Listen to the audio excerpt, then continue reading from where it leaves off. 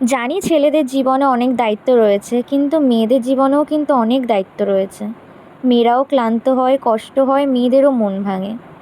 সব মেয়েই কিন্তু বাইরে থেকে অনেক হাসি খুশি থাকে, কিন্তু তারা দিন শেষে রাতের বেলা নিজেকেই বোঝায় যে তারা সমাজ থেকে কী কী পেলো আর কী কী হারালো। একটা মেয়ে ছোট থেকেই শিখে যায় সবাইকে ভালো রাখতে হবে কী করে, আর নিজের ইচ্ছেগুলো সেইগুলো তো অনেক সময় চাপা পড়ে যায় সংসার, সম্পর্ক আর দায়িত্বের ভারে।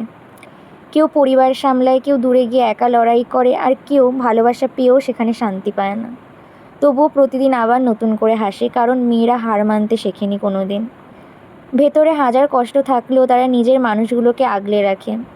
তাই কখনো কোনো মেয়ের হাসি দেখে ভাববেন না যে সে খুব ভালো আছে। আজও তোমাদেরকে কিছু মনের কথা বললাম, জানি এই কথাগুলো কারোর জ্ঞান মনে হবে, কারোর বেশি বড় বড় কথা মনে হবে, বাট এই কথাগুলো না খুব মনের কথা।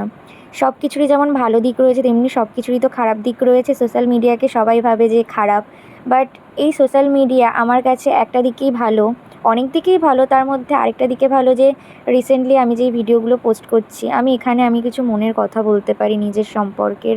তার কারণ আমি বহু বছর কোনো দিন কাউকে নিজের মনের কথা বলতে পারিনি, আমি এতটাই ইন্ট্রোভার্ট। এখন সেগুলো বলতে পারি। যাই হোক, এখানে জানি যে আমাকে বিচার করার মতো অনেকেই রয়েছে, বাট এইগুলো একান্তই আমার নিজের মনের কথা। অনেক কথা বলে ফেললাম, এবার একটু ব্লগের কথায় আসি। আজকে আমি অনেক দিন ধরেই বাবাকে বলছিলাম যে চিকেন পকোড়া বাড়িতে করে খাবো। বাবা এর জন্য আজকে চিকেন এনেছিল।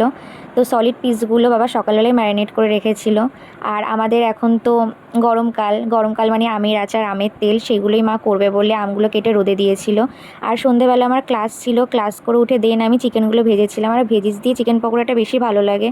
তো এই তো তারপরেই ডিনার করে নিলাম। আর এখানটায় কালু আর মিনিকে আমার বোন খাবার দিচ্ছিল। আর কালু না প্রতিদিন বাবার সাথেই আসে কাজ থেকে যখন ফেরে। এই তো আজকের ভিডিওটা এখানেই শেষ। তো তোমাদেরকে একটা কথাই বলতে চাই, অনেকের জন্য তো অনেক কিছুই করো, এবার নিজের জন্য বাঁচো, ভালো থাকো, সুস্থ থাকো।